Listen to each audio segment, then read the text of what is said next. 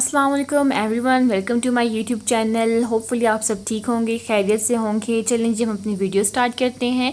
आज की जो हमारी वीडियो है वो है complex numbers and conjugate complex numbers के बारे में है, जिसमें हम मॉड्यूलस और एब्सोल्यूट वैल्यू भी पढ़ेंगे कॉम्प्लेक्स नंबर्स की और कॉन्जुगेट कॉम्प्लेक्स नंबर्स की। तो आप देख सकते हैं कि नंबर्स की क्लासिफिकेशन कॉम्प्लेक्स नंबर से हुई हुई है and then number complex number real numbers and imaginary numbers में डिवाइड हुए हुए हैं।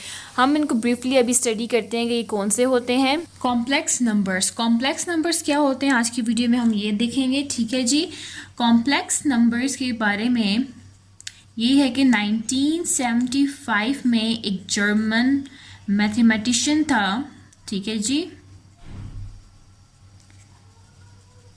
जिसका नाम गॉस था। इसने एक कॉन्सेप्ट दिया था और वो कॉन्सेप्ट क्या था? Those numbers which have both real part and imaginary parts are called complex number। ठीक है जी, 1977 में एक जर्मन मैथमेटिशियन था, उसने एक कॉन्सेप्ट दिया था कि those numbers which have both real part and imaginary parts are called complex numbers. ऐसे नंबर्स जिनमें हमारे पास रियल नंबर्स भी होते हैं और इमेजिनरी नंबर्स भी होते हैं, उनको हम कॉम्प्लेक्स नंबर्स कहते हैं। उनको हम क्या कहते हैं? कॉम्प्लेक्स नंबर्स कहते हैं। इन कॉम्प्लेक्स नंबर्स की जो रिप्रेजेंटेशन है वो कैसे है? इनको हम रिप्रेजेंट करते हैं, ठीक है। These complex numbers are represented bye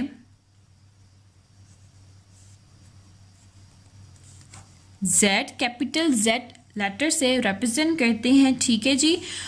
और ये हमारे पास इक्वल होता है real part plus imaginary part. ये इसकी रिप्रेजेंटेशन है, याद रखिएगा। Z equals to A plus iota B। A हमारे पास रियल नंबर होगा, रियल पार्ट है, ठीक है, और अयोटा B ये हमारे पास इमेजिनरी है, जबकि जो ये B है, B हमारे पास एक रियल नंबर होगा। ठीक हो गया जी, ये इसकी हमारे पास रिप्रेजेंटेशन थी।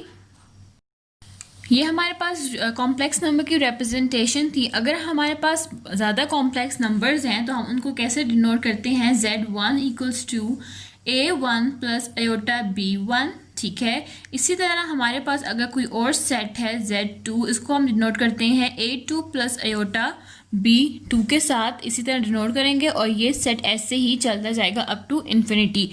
और जो सेट ऑफ कॉम्प्लेक्स नंबर्स होते हैं हम उसको डिनोट करते हैं C से। किससे डिनोट करते हैं? C से।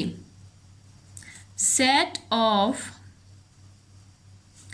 Complex number are denoted by capital C। Capital C से डिनोट करते हैं। किस तरह से? C equals to A1 plus iota B1 plus A2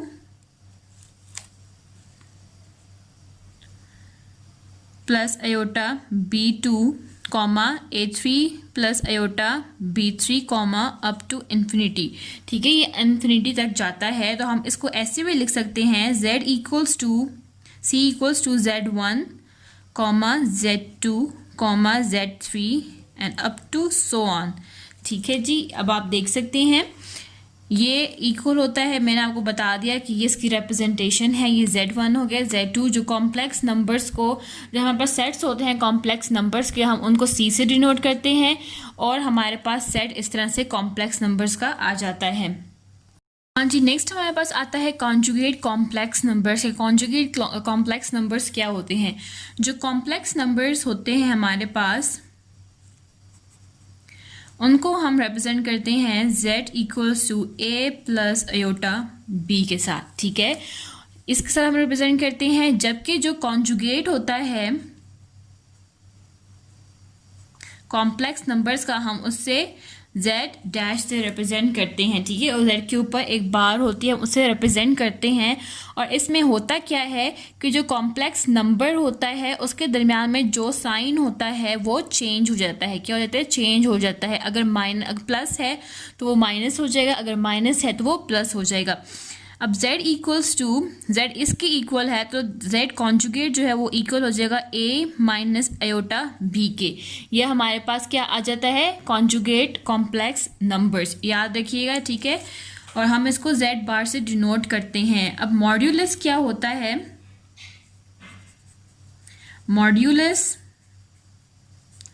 और absolute value of complex number. जो मॉड्यूलस होता है या एब्सोल्यूट वैल्यू होती है, हम उनको रिप्रेजेंट करते हैं इन बार्स के साथ। स्ट्रेट जो वर्टिकल बार्स होती हैं हम इनको इससे रिप्रेजेंट करते हैं, ठीक है जी। इसमें हमारे पास z होता है, कॉम्प्लेक्स नंबर को z से करते हैं, मॉड्यूलस आ गया तो ये बार्स हमारे पास वर्टिकल बार्स हो गई हैं। That is equals to x की z की वैल्यू हमारे पास क्या है? a प्लस आयोटा b, ये इसकी वैल्यू है। और जब हम किसी भी कॉम्प्लेक्स नंबर का कॉन्जुगेट लेंगे, सॉरी मॉड्यूलस लेंगे, तो वो इक्वल आ जाएगा under root a square plus b square के इक्वल आ जाएगा, ठीक है जी। ये एक हमारे पास चीज़ आ गई, एक इक्वेशन आ गई है, ठीक है। और अगर हम मॉड्यूलस या एब्सोल्यूट वैल्यू लेते हैं कॉन्जुगेट नंबर की, कॉन्जुगेट कॉम्प्लेक्स नंबर, ठीक है, ये हॉरिजॉन्टल बार और ये वर्टिकल आ गई जी, मॉड्यूलस को रिप्रेजेंट करता है। Then a minus iota b, ये आ गया। जब हम इसका मॉड्यूलस लेंगे तो इसकी भी वैल्यू हमारे पास a square plus b square आ जाएगी। अब आप देखें ये दोनों क्या आ रहे हैं? सेम आ रहे हैं। मतलब कि जब हम मॉड्यूलस ले रहे हैं कॉम्प्लेक्स नंबर का, ठीक है, और कॉन्जुगेट कॉम्प्लेक्स नंबर का हम मॉड्यूलस या एब्सोल्यूट वैल्यू निकालते हैं तो हमारे पास दोनों की जो हैं वो सेम वैल्यूज आ रही हैं। सो इट्स मीन मॉड्यूलस और absolute value of complex number is equal to modulus और absolute value of conjugate number. ये इस चीज़ के दोनों की वैल्यूज जो हैं वो हमारे पास इक्वल आ रही हैं। और एक और चीज़ हम नोट कर लेते हैं, हमारे पास a plus iota b complex number है, ठीक है, जहाँ पे a और b दोनों रियल नंबर्स हैं, ठीक है, a और b दोनों रियल नंबर्स हैं। और अगर हमारे पास फर्ज करें b जो है वो 0 है, if b equals to 0 then iota plus 0 a, तो जो हमारे पास कॉम्प्लेक्स नंबर आ रहा है वो रियल नंबर आ रहा है। Complex number is reduces to real number a, जो कॉम्प्लेक्स नंबर है वो रिड्यूस हो गया है रियल नंबर a में। और सेकंड मेन इंपॉर्टेंट बात क्या है, if a and b is a real number, हमें पता है अगर इसमें हमारे पास a की वैल्यू जो है वो 0 हो जाए, इफ़ a इक्वल्स टू 0, अगर a 0 आता है then 0 plus iota b equals to iota b। तो यहाँ पे अब आप देखें जो कॉम्प्लेक्स नंबर था it completely reduces to imaginary number. Completely जो है ये रिड्यूस हो गया है इमेजिनरी नंबर्स में। ये हमने आज में देख लिया आज के लेक्चर में, ठीक है। ये इंपॉर्टेंट बातें थी, ये भी हमने नोट कर ली, ठीक हो गया जी। मॉड्यूलस भी हमने दोनों का देख लिया, कॉम्प्लेक्स नंबर का, कॉन्जुगेट नंबर का, और कॉम्प्लेक्स नंबर और कॉन्जुगेट कॉम्प्लेक्स नंबर में जो फ़र्क है वो भी हमने देख लिया। ये थी आज की हमारी वीडियो जिसमें हमने ब्रीफली कॉम्प्लेक्स नंबर्स को and conjugate of complex numbers को ब्रीफली स्टडी किया है। साथ ही हमने इनकी जो मॉड्यूलस वैल्यू थी या एब्सोल्यूट वैल्यू थी वो भी हमने दोनों नंबर्स की देखी है। और complex numbers and conjugate complex numbers की जो मॉड्यूलस वैल्यू होती है वो सेम आती है, ठीक है जी। और जो प्राइमरी नंबर्स थे और जो इमेजिनरी नंबर्स थे उनको भी हमने इसमें देख लिया है। दोनों को ऐड करके हमारे पास एक कॉम्प्लेक्स नंबर बनता है। इंशाल्लाह हम नेक्स्ट वीडियो में दोबारा मिलते हैं। और अगर आपको मेरी वीडियोस अच्छी लग रही हैं तो काइंडली लाइक कीजिए और जितना ज़्यादा शेयर हो सकता है आप मेरी वीडियोस को शेयर करिए। और अगर आप मेरे चैनल पे न्यू हैं तो मेरे चैनल को सब्सक्राइब करिए और अपना ख्याल रखिएगा। इंशाल्लाह नेक्स्ट वीडियो में मिलते हैं। अल्लाह हाफिज़।